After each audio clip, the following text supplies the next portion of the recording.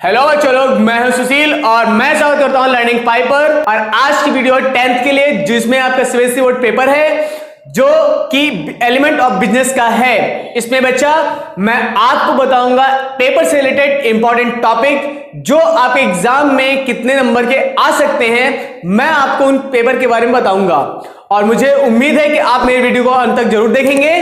ठीक है, तो चलिए चलते हैं वीडियो की ओर। चलिए बच्चों स्टार्ट करते हैं आज की वीडियो। और आज की वीडियोस में आपको बताता हूं एलिमेंट ऑफ बिजनेस जो आपका 10th का पेपर है, जिसमें इंपॉर्टेंट टॉपिक और जो चैप्टर्स आ रहे हैं उसमें कितने नंबर का आपका पेपर होगा। तो पहला बेटा यहां पे जो आपका दिया गया है सेलिंग एंड डिस्ट्रीब्यूशन, ये चैप्टर आपका 10 नंबर का आएगा। दूसरा आपका दिया लार्ज स्केल रिटेल ट्रेड, ये भी आपका 10 नंबर का होगा। और सेलिंग ये आपका है 15 मतलब 15 नंबर का होगा, जिसमें आपका टोटल 35 नंबर होगा, जिसमें से आपके 4 क्वेश्चन आएंगे 2 नंबर के जो 8 नंबर आपको मिलेगा। ठीक है, और 4 क्वेश्चन होंगे 3 नंबर के, इसमें 12 नंबर होंगे।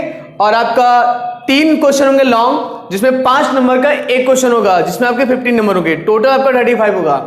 ये आपका एक पेपर का पैटर्न है जिसमें आपके क्वेश्चंस दिए जाएंगे और मैं आपको टॉपिक के साथ साथ बता दूंगा कौन सा आपका कितने नंबर का क्वेश्चन पूछा जाएगा।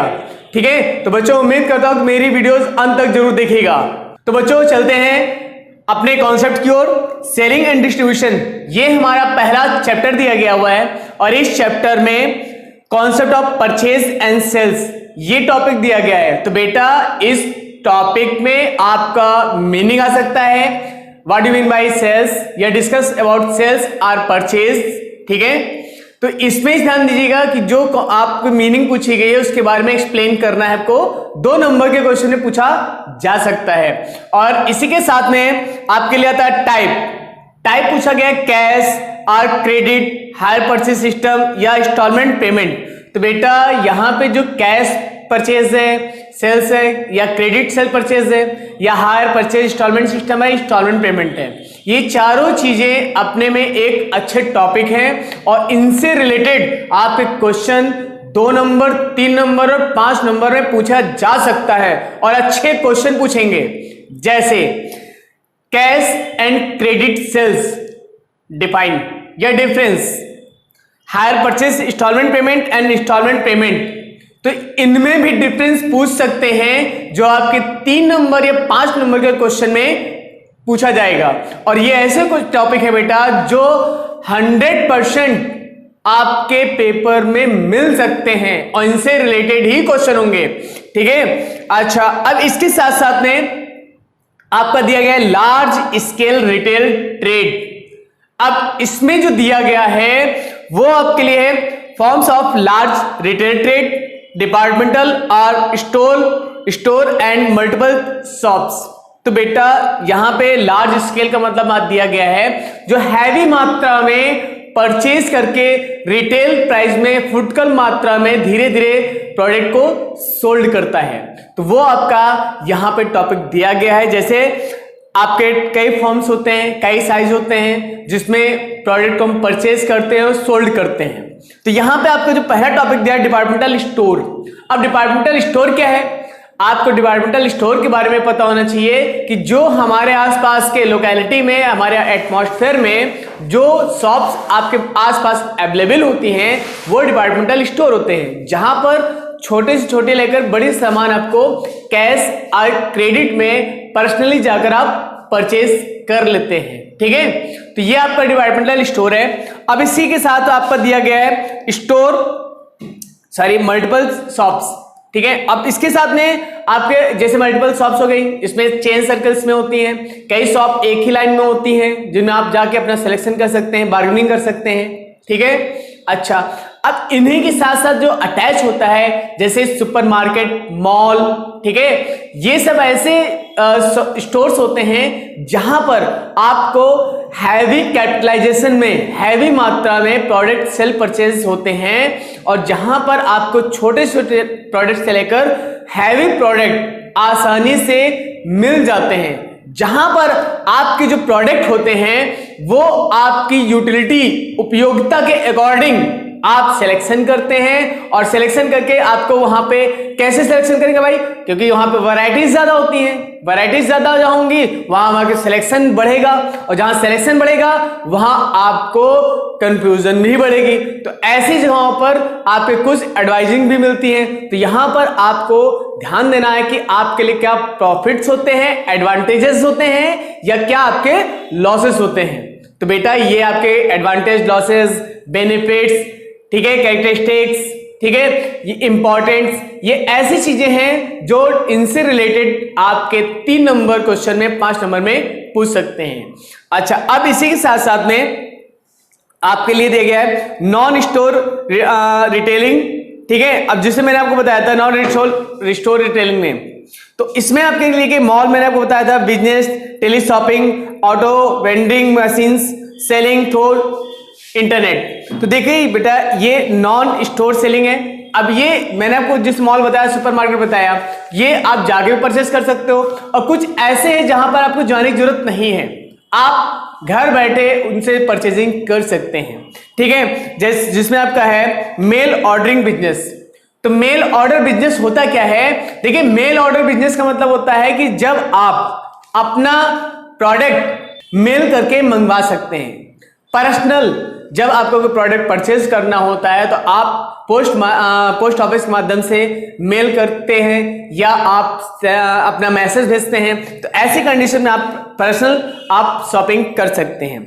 अच्छा, यहां पे दिया है ऑटोमेटिक वेंडिंग मशीन्स। अब मशीन्स क्या होता है, देखिए जब हमारी जो सिटीज हैं वो डेवलप बनती जा रही है धीरे धीरे, तो ऐसी कंडीशन में लेबर वर्क बचाने के लिए मशीनों से सेल परचेज किया जाता है। तो आप जाते हैं मॉल में या आप देखते हैं सुपरमार्केट में, कहीं भी आते हैं, या इज देयर एनीवन जहां पे आपको भारी मात्राओं में लोग मिलते हैं, वहां पर मशीनों से प्रोडक्ट आपको आसानी से खरीदना और बेचना पड़ सकता है। आप पेमेंट मशीन को दीजिए, मशीन आपको प्रोडक्ट दे दी अकॉर्डिंग टू योर सिलेक्शन। तो आपकी डिफरेंट टाइप की मशीनें होती हैं, वहां मशीनों से आप परचेजिंग कर सकते हैं, ठीक है ना।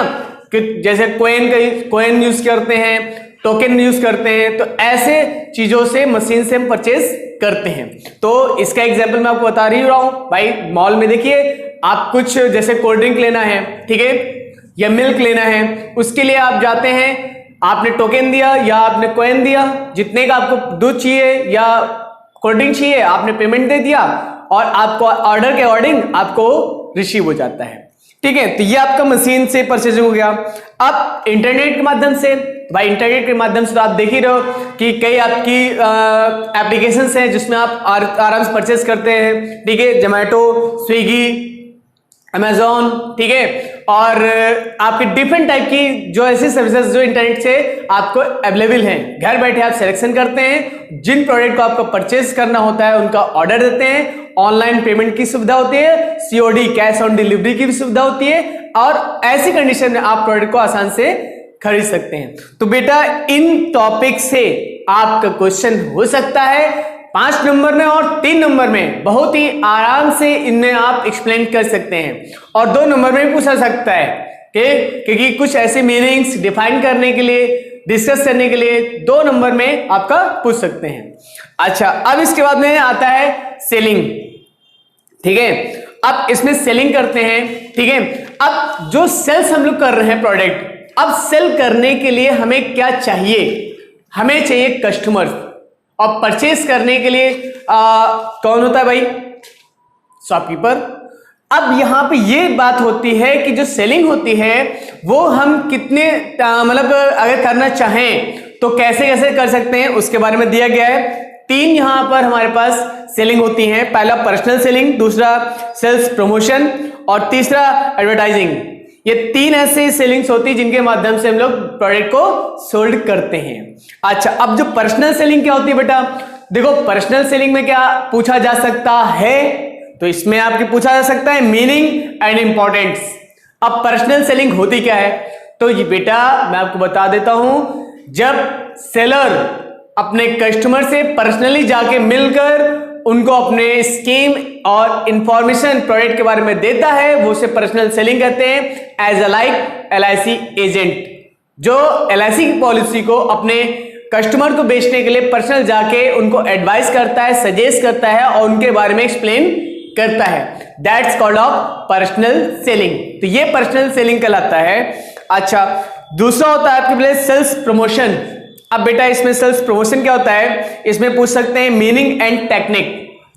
अब बेटा सेल्स प्रमोशन क्या होता है, मैं आपको बताता हूं सेल्स प्रमोशन है क्या। देखिए, सेल्स को इंक्रीज करने को या प्रॉफिट को इंक्रीज करने के लिए, बिजनेस के साइज को बढ़ाने के लिए जो भी हम एक्टिविटीज करते हैं, जो भी प्रोसेस करते हैं, उसे हम सेल्स प्रमोशन कहते हैं।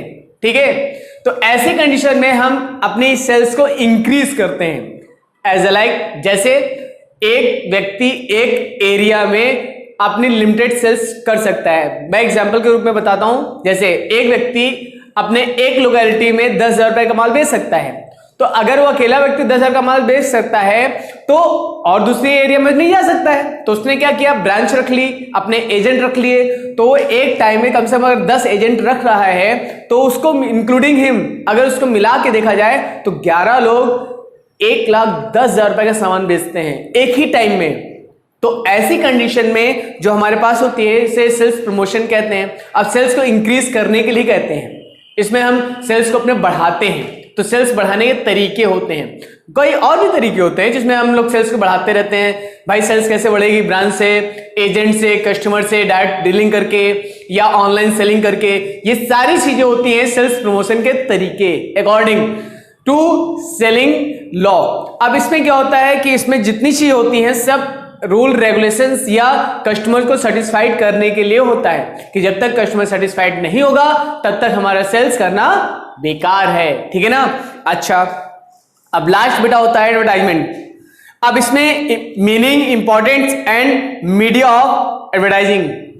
तो अब ये एडवर्टाइजिंग क्या होता है भाई, देखिए जब प्रोडक्ट को हम सेल्स करना चाहते हैं और सेल्स करने के लिए हमें इंफॉर्मेशन हर कस्टमर तक या हर व्यक्ति तक हम नहीं दे सकते हैं। क्यों? क्योंकि हमारे पास जो साधन है वो लिमिटेड है। तो ऐसी कंडीशन में हम क्या करते हैं, प्रोडक्ट की information newspaper, radio, television, net, ठीक है, और आपके व्हाट्सएप नंबर्स, ठीक है, पर्सनल जाके, तो ऐसी कंडीशंस में हम एडवर्टाइजमेंट करते हैं, जैसे रोड शो, ठीक है, साइन बोर्ड, स्काई एडवर्टाइजमेंट। तो ये ऐसी चीजें होती हैं जिनमें हम आसानी से लोगों तक अपनी इंफॉर्मेशन पहुंचा सकते हैं। हम लोगों को नहीं देख सकते, बट लोग हमारे एडवर्टाइजमेंट और हमारी इंफॉर्मेशन को आसानी से देखते हैं, और जो लोग हमारे एडवर्टाइजमेंट और इंफॉर्मेशन को देखते हैं वही हमारे प्रोडक्ट की ओर अट्रैक्ट होते हैं और प्रोडक्ट लेने के लिए आते हैं। तो बच्चों इसमें जो टॉपिक है वो है डिस्काउंट। अब डिस्काउंट होता क्या है, ये कस्टमर को अट्रैक्ट करने का एक तरीका होता है, सेल्स को प्रमोट करने के लिए, बढ़ाने के लिए। अब बेटा जो डिस्काउंट दिया गया है, ठीक है, डिस्काउंट, अब डिस्काउंट के 3 कैटेगरीज में डिफाइन किया जाता है, ठीक है। फर्स्ट आपका दिया गया है ट्रेड डिस्काउंट, दूसरा होता है कैश डिस्काउंट, तीसरा होता है स्पेशल, ठीक है। अब स्पेशल डिस्काउंट, अब ये देखिए बेटा ये 3 चीजें हैं जिसमें आपको 2 चीजें तो शो होंगी बट तीसरी बहुत कम दिखाई जाती है। ट्रेड डिस्काउंट ये ऐसा डिस्काउंट होता है जो प्रोडक्ट को सोल्ड और परचेज करने पर ट्रेडर्स को प्रोवाइड किया जाता है, ईच परचेजर को ये शो किया जाता है, बट ये पुस्तकों में या बुक्स में कभी अवेलेबल या शो नहीं होता है, ठीक है, नेवर, कभी नहीं। और दूसरा होता है कैश डिस्काउंट, ये तब दिखाया जाता है जब कोई भी कस्टमर्स नगद पेमेंट करता है, कैश पेमेंट करता है, कैश सीओडी, ठीक है, या बाय चेक या by bill, is there anyone, तो अगर वो नगद पेमेंट करता है तो उसे कैश डिस्काउंट दिया जाता है। और स्पेशल डिस्काउंट बेटा वो होता है जब कस्टमर रेगुलर सेलिंग परचेजिंग करता है और उसे स्पेशल ऑफर्स मिलते हैं, या स्पेशल डिस्काउंट के लिए स्पेशल डिस्काउंट के लिए उनको अट्रैक्ट करने के लिए या उनको मोटिवेट करने के लिए रिवॉर्ड्स दिए जाते हैं, ठीक है, तो वो होते हैं आपके स्पेशल डिस्काउंट। और आप लोग अमेजॉन या किसी भी सेलिंग कर रहे होंगे, ठीक है, फ्लिपकार्ट, किसी पर भी, तो आप देखते हो उस पर आपको कॉइन मिलते हैं, रिवॉर्ड्स मिलते हैं, कैशबैक मिलता है। तो ये सब क्या है? ये सब आपके स्पेशल डिस्काउंट्स में होते हैं बेटा, ठीक है। कैश डिस्काउंट्स में आपको कैशबैक दिया जाता है, रिवॉर्ड्स, कॉइन्स जितने भी होते हैं वो सब आपके स्पेशल होते हैं, जिनका आपको बेनिफिट आने वाले टाइम में आपको मिलता है, ठीक है। तो ये ऐसे टॉपिक है बेटा जो आपके पूछे जा सकते हैं एलिमेंट ऑफ बिजनेस में। तो ये आपका 10th का पेपर आपका इंपॉर्टेंट है, जिसमें मैंने आपको बता दिया, और इसमें जो मैंने आपको टॉपिक बताए हैं बेटा उनको बारीकी से हर एक पॉइंट इंपॉर्टेंट पार्ट है, ध्यान दीजिएगा। और मुझे उम्मीद है कि आपको ये सारी चीजें समझ में आ गई हैं। अगर किसी भी प्रकार की कोई प्रॉब्लम्स आपके पास है इस पेपर से रिलेटेड, तो आप कमेंट सेक्शन में आके कमेंट कर सकते हैं और आपकी प्रॉब्लम का सलूशन कर देंगे हम, ठीक है। तो मुझे उम्मीद है कि आप लोगों ने हमारी वीडियो को अंत तक देखा है।